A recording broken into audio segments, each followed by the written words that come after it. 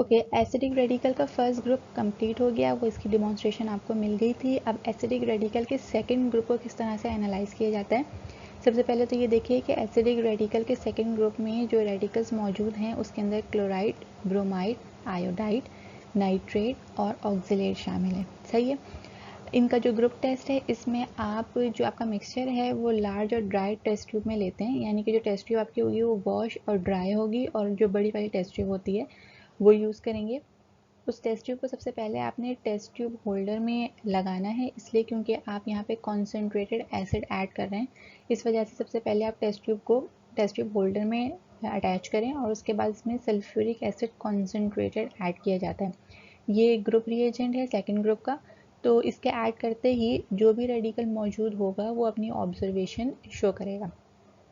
ये observation room temperature पे भी आ सकती हैं, नॉर्मली रूम टेम्परेचर पे ही आ जाती हैं, लेकिन अगर नहीं आपको फील हो रही तो आप स्लाइटली हीट करें टेस्ट ट्यूब को। स्लाइटली हीट करने पे इनमें से अगर कोई ऑब्जर्वेशन आपको मिलती है तो वो रेडिकल आपके पास फिर उसकी आप सीटी करते हैं। ठीक है।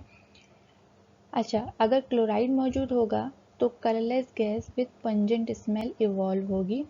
कलरलेस गैस ऑब्वियसली आपको नज़र नहीं आ रही होती है, लेकिन उसकी पंजेंट स्मेल, चुभती हुई स्मेल होती है जो आपको आसानी से फील हो जाती है। तो क्लोराइड की इंडिकेशन यहाँ से आपको मिल जाती है। या अगर ब्रोमाइड मौजूद होगा तो रेडिश ब्राउन गैस इवॉल्व होगी, ये भी पंजेंट होती है। इन गैसेस को स्मेल नहीं किया जाता, मतलब टेस्ट ट्यूब को आपको बहुत ज़्यादा अपनी नाक के करीब ला के स्मेल नहीं करना होता है, क्योंकि टॉक्सिक गैसेस हैं। तो टॉक्सिक गैसेस होने की वजह से, जैसे कि नाइट्राइट से निकलने वाली गैस टॉक्सिक गैस है, इस वजह से इसको आप स्मेल नहीं करते, आपको दूर से ही वो पंजेंट स्मेल फील हो जाती है। आयोडाइड के अंदर वायलेट वेपर्स या गैस इवॉल्व होती है जो कि आपकी टेस्ट ट्यूब की वॉल्स को वायलेट या पिंक कलर दे देती है। नाइट्राइट में भी ब्राउन गैस इवॉल्व होती है, लेकिन इस ब्राउन गैस में और ऊपर ब्रोमाइड से निकलने वाली ब्राउन गैस में फ़र्क क्या है। जो ब्रोमाइड से निकलने वाली ब्राउन गैस है वो रेडिश ब्राउन कलर की होगी, और जो नाइट्रेट से निकल रही है वो ब्राउन गैस होगी। सही। फिर भी अगर कन्फ्यूजन है तो नाइट्रेट में इस तरह से पॉसिबिलिटी है कि जब आप ब्राउन गैस के अंदर कॉपर टर्निंग्स ऐड करते हैं, कॉपर टर्निंग्स का मतलब कॉपर के छोटे छोटे से पीसेस आपको प्रोवाइड किए जाते हैं, वो ऐड करते हैं, या फिर आपकी कॉपी का जो पेज होता है, नॉर्मल पेज जो आप राइटिंग के लिए इस्तेमाल करते हैं, उसका छोटा सा कोना आप थोड़ा सा फोल्ड करके अपने टेस्ट ट्यूब में ऐड करें, तो इनके ऐड करते ही वो ब्राउन गैस इंटेंसिफाई हो जाती है। इंटेंसिफाई का मतलब बहुत ज़्यादा तेज़ी से निकलने लगती है और ज़्यादा निकलने लगती है। ठीक है। तो अगर नाइट्रेट की ब्राउन गैस होगी तो वो इंटेंसिफाई हो जाएगी। अगर ब्रोमाइड की वजह से ब्राउन गैस निकल रही होगी तो कॉपर टर्निंग ऐड करने पे या पेपर के पीस ऐड करने पे वो इंटेंसिफाई नहीं होगी। सही। तो इस तरह से आप डिफ्रेंशिएट कर सकते हैं। जो लास्ट रेडिकल इस ग्रुप का है उसके अंदर कलरलेस और ऑर्डरलेस गैस निकलती है विद एफर्वेसेंस, क्योंकि ऑक्जिलेट मौजूद है और ऑक्जिलेट पे आप एसिड ऐड कर रहे हैं तो कार्बन डाइऑक्साइड गैस इवॉल्व होती है और उस तरीके से एफर्वेसेंस आपको फील होते हैं, जैसे कि ग्रुप 1 में आपके पास कार्बोनेट या बाइकार्बोनेट की प्रेजेंस में फील हुए थे। ठीक है। तो इस ग्रुप में क्योंकि आपको भी बताया गया टॉक्सिक गैसेज रिलीज होती हैं, इसलिए आपको ये ग्रुप टेस्ट स्किप करवाया जाता है। आप सेकेंड ग्रुप का ग्रुप टेस्ट परफॉर्म नहीं करते, आप डायरेक्टली कंफर्मेशन टेस्ट परफॉर्म करते हैं और उससे इंडिकेशन हासिल करते हैं कि कौन से रेडिकल मौजूद हैं, कौन से नहीं हैं। सही है। अच्छा, अगर ग्रुप टेस्ट नहीं कर रहे हैं तो सबसे पहले आपके पास क्लोराइड की जो कंफर्मेशन टेस्ट है वो मैंडेटरी होता है, और इसके अलावा नाइट्रेट का कंफर्मेशन टेस्ट मैंडेटरी होता है। सही। क्लोराइड और नाइट्रेट का जब आप कंफर्मेशन टेस्ट करेंगे तो बाकी ब्रोमाइड और आयोडाइड की आपको इंडिकेशन इन्हीं से मिल जाती है, और इसके अलावा ऑक्जिलेट को इस ग्रुप में आप स्किप कर देते हैं। सही। तो आपके पास जो सीटी भी डिस्कस की जाएंगी वो क्लोराइड, ब्रोमाइड, आयोडाइड और नाइट्रेट की डिस्कस की जाएंगी।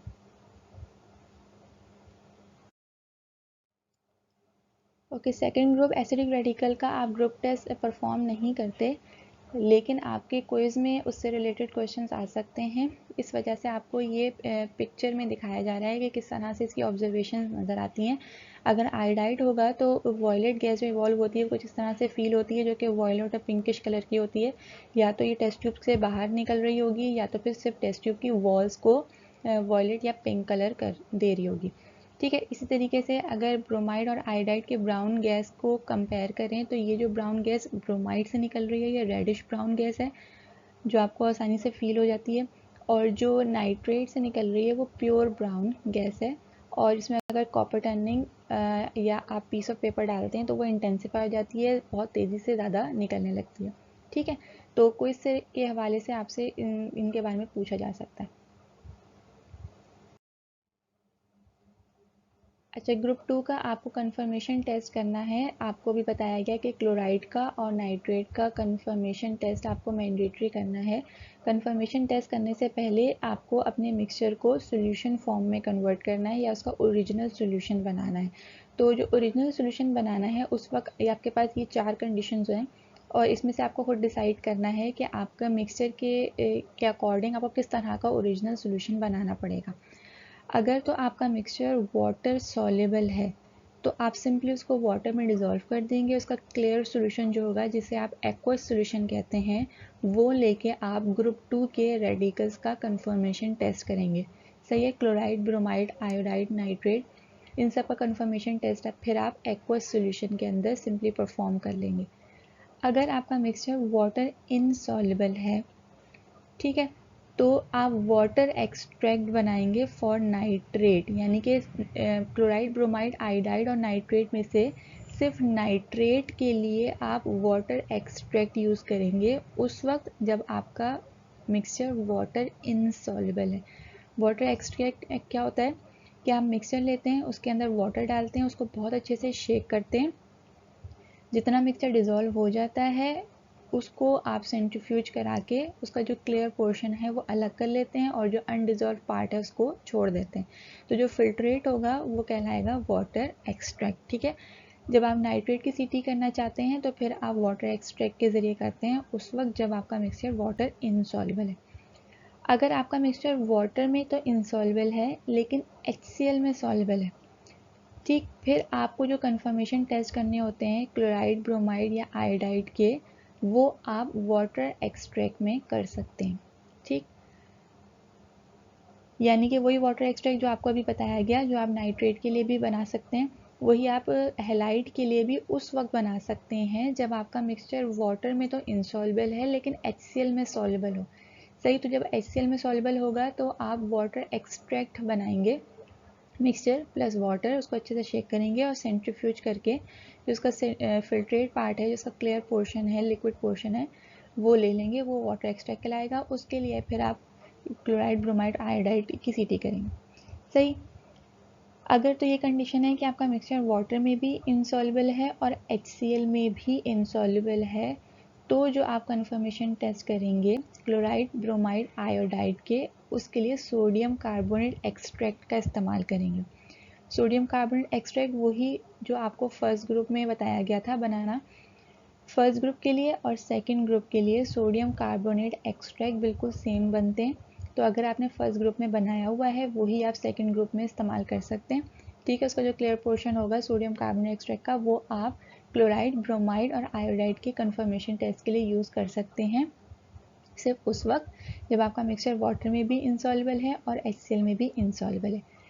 लेकिन नाइट्रेट के लिए आप सोडियम कार्बोनेट एक्सट्रैक्ट यूज़ नहीं कर सकते। सही, क्यों नहीं कर सकते? क्योंकि सोडियम कार्बोनेट एक्सट्रैक्ट में कार्बोनेट मौजूद होता है और नाइट्रेट की सीटी में आप कॉन्सेंट्रेटेड एसिड का इस्तेमाल करते हैं, सल्फ्यूरिक एसिड का इस्तेमाल करते हैं। आपको ये बात पता है कि जब भी आप किसी कार्बोनेट पे कोई एसिड ऐड करते हैं तो कार्बन डाइऑक्साइड गैस इवॉल्व होती है। सही, तो नाइट्रेट की जो कंफर्मेशन टेस्ट है उसमें ब्राउन रिंग बनती है, दो जो आपके केमिकल्स होते हैं उनके जंक्शन पे ब्राउन रिंग बनती है, बहुत ही बारीक सी रिंग जैसी बनती है जो बहुत डेलिकेट होती है। उसकी डेलिकेट होने की वजह से अगर आप उसको ज़रा सा भी हिलाते हैं टेस्ट ट्यूब को तो वो ब्रेक हो जाती है और फैल जाती है। अगर आपने सोडियम कार्बोनेट एक्सट्रैक्ट में नाइट्रेट का कंफर्मेशन टेस्ट परफॉर्म किया तो रिंग नहीं बन पाएगी, क्योंकि जैसे ही आप एसिड ऐड करेंगे कार्बोनेट की प्रेजेंस में कार्बन डाइऑक्साइड गैस इवॉल्व हो गया और कार्बन डाइऑक्साइड गैस के जो बबल्स हैं, जो एफर्वेसेंस हैं, वो उस डेलिकेट रिंग को फ़ौरन ही ब्रेक कर देते हैं। सही, तो आपका फिर नाइट्रेट का टेस्ट पॉजिटिव नहीं आता या ख़राब हो जाता है। इस वजह से आप कभी भी नाइट्रेट की कंफर्मेशन टेस्ट के लिए सोडियम कार्बोनेट एक्सट्रैक्ट नहीं लेते। सही, आप नाइट्रेट के लिए या तो एक्वस सॉल्यूशन लेंगे अगर मिक्सचर वाटर सॉल्युबल है, अगर वाटर इनसॉल्युबल है तो फिर वाटर एक्सट्रैक्ट लेंगे नाइट्रेट के लिए। ठीक है, इसी तरीके से जब आप क्लोराइड, ब्रोमाइड और आयोडाइड का टेस्ट करते हैं तो उसके लिए या तो आप वाटर सॉल्यूशन लेंगे या वाटर एक्सट्रैक्ट लेंगे या सोडियम कार्बोनेट एक्सट्रैक्ट लेंगे। HCl का सोल्यूशन नहीं लेंगे, यानी कि HCl सॉल्युबल सोल्यूशन नहीं लेंगे, क्योंकि HCl के अंदर भी क्लोराइड मौजूद होता है और जब आप सिल्वर नाइट्रेट डालेंगे क्लोराइड की सीटी में तो वो फिर इस क्लोराइड की वजह से वो प्रेसिपिटेट दे रहा होगा। ठीक है, इसलिए कभी भी आप क्लोराइड की सीटी के अंदर HCl का सोल्यूशन नहीं लेते, या तो एक्वस सोल्यूशन लेंगे, वाटर सॉल्युबल सोल्यूशन लेंगे, या फिर वाटर एक्सट्रैक्ट लेंगे, या फिर सोडियम कार्बोनेट एक्सट्रैक्ट लेंगे।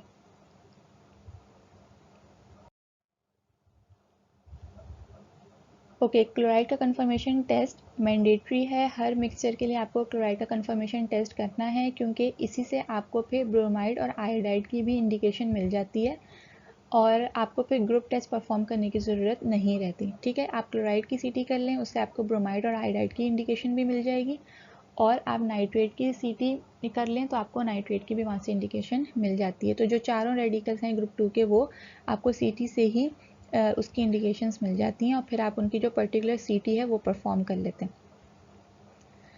क्लोराइड के कंफर्मेशन टेस्ट के लिए या तो आपने ओरिजिनल सॉल्यूशन बनाया, यानी कि मिक्सचर को वाटर में डिज़ोल्व कर दिया, क्लियर सॉल्यूशन आ गया, या फिर वाटर एक्सट्रैक्ट लिया। ठीक है, उस वक्त जब आपका मिक्सचर वाटर के अंदर सॉल्युबल नहीं था लेकिन HCl के अंदर सॉल्युबल हो रहा था, तो आपने वाटर एक्सट्रैक्ट ले लिया, यानी कि मिक्सचर प्लस वाटर, उसको अच्छे से शेक किया और फिल्ट्रेट ले लिया सेंट्रीफ्यूज करके। या फिर सोडियम कार्बोनेट एक्सट्रैक्ट बनाया, जब आपका मिक्सचर ना वाटर में सॉल्युबल था ना HCl में सॉल्युबल था, तो आपने सोडियम कार्बोनेट एक्सट्रैक्ट ले लिया।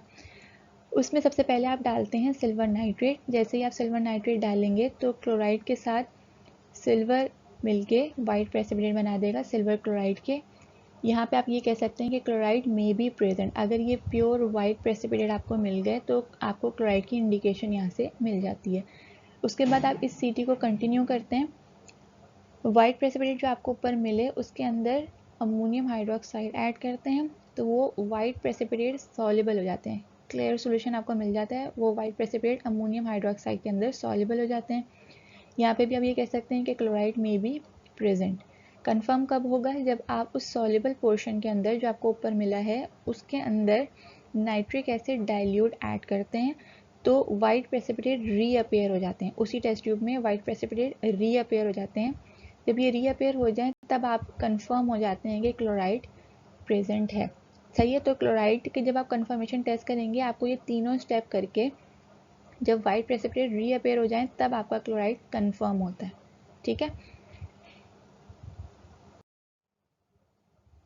ओके, यहाँ पे आपको इनकी पिक्चर्स भी दिखाई जा रही हैं कि या तो आप क्लोराइड की सीटी में ओरिजिनल सॉल्यूशन लेते हैं या वाटर एक्सट्रैक्ट लेते हैं या सोडियम कार्बोनेट एक्सट्रैक्ट लेते हैं। उसमें जब आप सिल्वर नाइट्रेट डालते हैं तो सिल्वर क्लोराइड के white precipitate, dense white precipitate आपके टेस्ट ट्यूब में आ जाते हैं जो कि प्योर वाइट होते हैं। ठीक है, जब आपने इसके अंदर अमोनियम हाइड्रोक्साइड ऐड किया तो सिल्वर क्लोराइड अमोनियम हाइड्रोक्साइड में डिज़ोल्व हो जाएगा और सॉल्युबल हो जाएगा, बिल्कुल क्लियर सॉल्यूशन बन जाएगा। ये डाईअमाइन सिल्वर क्लोराइड का कॉम्प्लेक्स बन जाता है। ठीक है, जब ये बन जाएगा उसके बाद आप इसी टेस्ट ट्यूब के अंदर नाइट्रिक एसिड डाइल्यूट ऐड करेंगे, तो नाइट्रिक एसिड डाइल्यूट ऐड करने पे सिल्वर क्लोराइड के वाइट प्रेसिपिटेट दोबारा आपको मिल जाते हैं। ठीक है, ये इसलिए क्योंकि आपका जो कॉम्प्लेक्स था डाईअमाइन सिल्वर क्लोराइड कॉम्प्लेक्स, वो नाइट्रिक एसिड की वजह से ब्रेक हो जाएगा और ब्रेक होने के बाद अमोनिया जो यहाँ पे एज अ लिगेंड बिहेव कर रहा है वो अमोनियम आयन में कन्वर्ट हो जाएगा। अमोनियम आयन क्योंकि लिगेंड के तौर पे बिहेव नहीं करता, तो फिर ये सिल्वर जो है वो क्लोराइड के साथ मिलकर सिल्वर क्लोराइड के प्रेसिपिटेट में कन्वर्ट हो जाता है। ठीक है,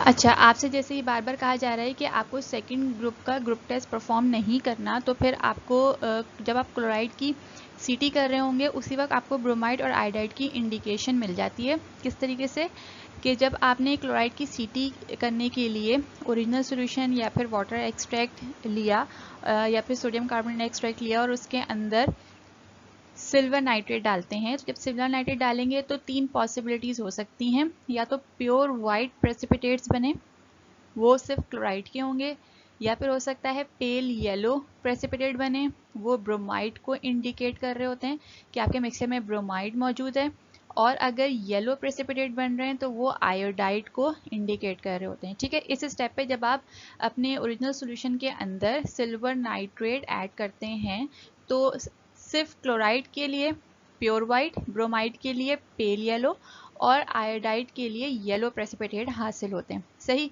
यहाँ पे जैसे आप देख सकते हैं क्लोराइड जो है वो सिल्वर के साथ रिएक्ट करके सिल्वर क्लोराइड बना रहा है, इस तरीके से ब्रोमाइड जो है वो सिल्वर से रिएक्ट करके सिल्वर ब्रोमाइड बना रहा है, और इस तरीके से आयोडाइड जो है वो सिल्वर से रिएक्ट करके सिल्वर आयोडाइड बना रहा है, और तीनों के प्रेसिपिटेट के कलर डिफरेंट हैं। ठीक है, जब आप क्लोराइड के Ct को नेक्स्ट स्टेप पे लेके जाते हैं, यानी कि उसके अंदर आप अमोनियम हाइड्रोक्साइड डालते हैं, तो अमोनियम हाइड्रोक्साइड डालने पे भी आपको पता चलता है कि प्रेसिपिटेट किसके हैं। जैसे अगर आप के मिक्सचर में सिर्फ क्लोराइड है तो अमोनियम हाइड्रोक्साइड डालने पर जितने भी वाइट प्रेसिपिटेट हैं वो सारे के सारे अमोनियम सोल्यूशन में डिजोल्व हो जाएंगे। ठीक है, अगर तो उसके अंदर कोई ब्रोमाइड मौजूद है तो वो जो ब्रोमाइड के पेल येलो प्रेसिपिटेट हैं वो अमोनियम हाइड्रोक्साइड के अंदर पार्शियली डिजोल्व होते हैं, कंप्लीटली डिजोल्व नहीं होते। सही, और अगर आपके पास आयोडाइड होगा तो ये जो येलो प्रेसिपिटेट हैं वो अमोनियम हाइड्रोक्साइड में बिल्कुल भी डिजोल्व नहीं होंगे। सही, Ct आप कर रहे हैं क्लोराइड की, लेकिन आपको ब्रोमाइड और आयोडाइड की इंडिकेशन भी साथ साथ मिल रही है। अगर आपको इनमें से कोई इंडिकेशन मिलती है तो फिर आप ब्रोमाइड और आयोडाइड की जो Ct आपको अलग से बताई जा रही है वो परफॉर्म करते हैं। ठीक है, और अगर क्लोराइड यहाँ पे होगा तो हो सकता है क्लोराइड के साथ ब्रोमाइड या आयोडाइड भी मौजूद हो, तो वाइट प्रेसिपिटेट जो क्लोराइड के हैं वो डिजोल्व हो जाएंगे, लेकिन ब्रोमाइड और आयोडाइड के प्रेसिपिटेट कंप्लीटली डिजोल्व नहीं होंगे। सही, तो फिर आपको ब्रोमाइड और आयोडाइड की Ct करनी होगी अलग से। अच्छा, ब्रोमाइड की Ct करने के लिए ब्रोमाइड और आयोडाइड की Ct बिल्कुल सेम है, सिर्फ उनमें जो आखिर में रिजल्ट आता है, इन्फेरेंस आती है, वो डिफरेंट आती है। ब्रोमाइड की Ct करने के लिए या तो आप ओरिजिनल सॉल्यूशन लेंगे, ओरिजिनल सॉल्यूशन से मुराद के जो वाटर सॉल्युबल आपका अगर मिक्सचर है तो वो लेंगे, या फिर वाटर एक्सट्रैक्ट लेंगे।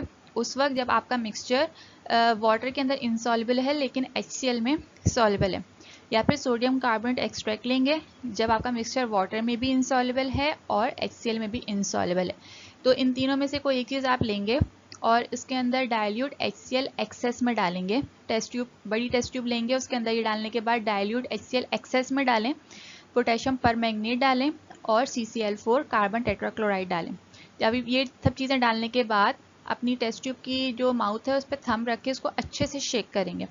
जितना अच्छा आप शेक करेंगे उतनी अच्छी आपके पास ब्राउन लेयर बनेगी अगर ब्रोमाइड मौजूद होगा तो। ठीक है, ये ब्राउन लेयर किस चीज़ की है, ये रिएक्शन पे ब्रोमीन गैस इवॉल्व होगी और वो ब्रोमीन गैस इस CCl4 में एब्जॉर्ब हो जाएगी और फिर वो इस CCl4 को ब्राउन कर देती है। तो क्योंकि ये CCl4 डेंसर है, ये टेस्ट ट्यूब की बॉटम में मौजूद होता है, तो बॉटम में जो CCl4 होगा वो ब्राउन कलर का आपको नज़र आ रहा होगा। ठीक है,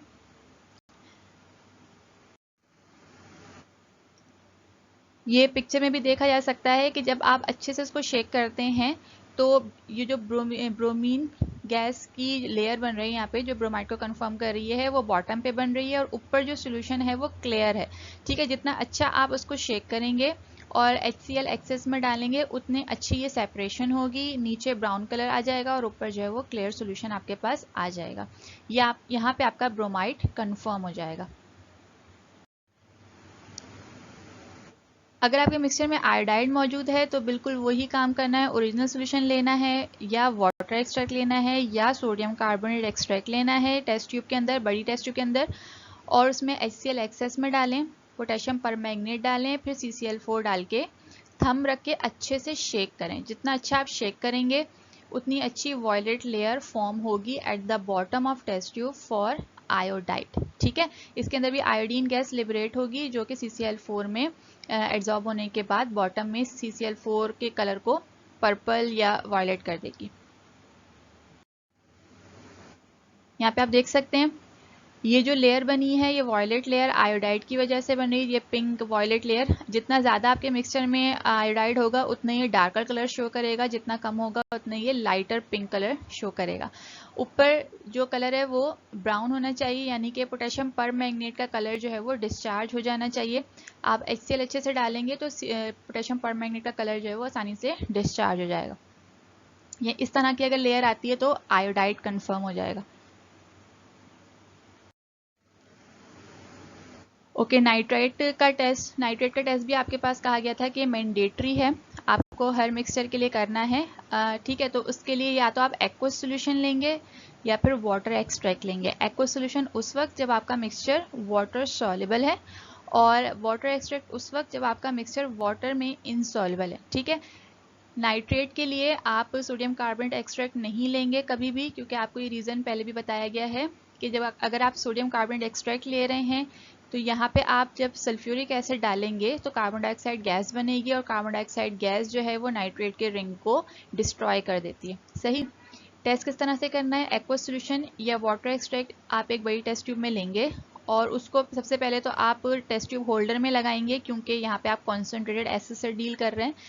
फिर इसके अंदर freshly prepared solution of ferrous sulphate add करेंगे। ऐड करने के बाद टेस्ट ट्यूब को ज़रा सा टिल्ट करेंगे, ज़रा सा टेढ़ा करेंगे, और उसकी वॉल से sulphuric acid concentrated slowly add करेंगे। बिल्कुल slowly drop by drop add करना है वॉल्स के साथ, एकदम से नहीं डाल देना है। तो जो जंक्शन है दो रिएजेंट्स का, जिसके अंदर फेरस सल्फेट और आपका वाटर एक्सट्रैक्ट या एक्वस सॉल्यूशन शामिल है, उनके जंक्शन पे एक ब्राउन कलर की रिंग बन जाएगी। वो जो रिंग है वो शो कर रही होती है नाइट्रेट की कंफर्मेशन। ठीक है, अगर नाइट्रेट होगा तो वो ब्राउन कलर की रिंग, बहुत बारीक सी रिंग बन जाएगी।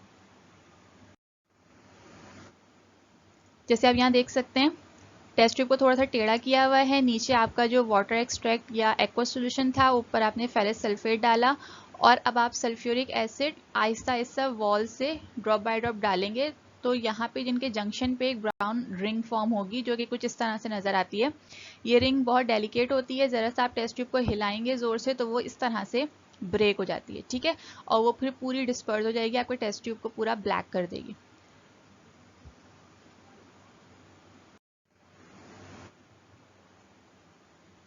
ओके, लास्ट ग्रुप जो एसिडिक रेडिकल का है, उसके अंदर जो रेडिकल्स शामिल हैं वो हैं सल्फेट और फॉस्फेट। इनके टेस्ट के लिए आपको ये बताया गया था कि ये प्रेसिपिटेट आउट होते हैं। तो प्रेसिपिटेट आउट अगर ये हो रहे हैं तो इनके ग्रुप टेस्ट के लिए आप कोई प्रेसिपिटेटिंग एजेंट डालते हैं, और सबसे पहले तो आपको इन रेडिकल को सोल्यूशन फॉर्म में कन्वर्ट करना होता है ताकि ये प्रेसिपिटेट आउट हो सकें। सोल्यूशन किस तरीके से बनेंगे, ओरिजिनल सोल्यूशन बनाने के लिए आपके पास तीन पॉसिबिलिटीज़ हो सकती हैं। या तो आपका मिक्सचर वाटर सॉल्युबल हो तो आप उसका एक्वस सोल्यूशन बना लेंगे, उसको वाटर में सॉल्युबल कर लेंगे।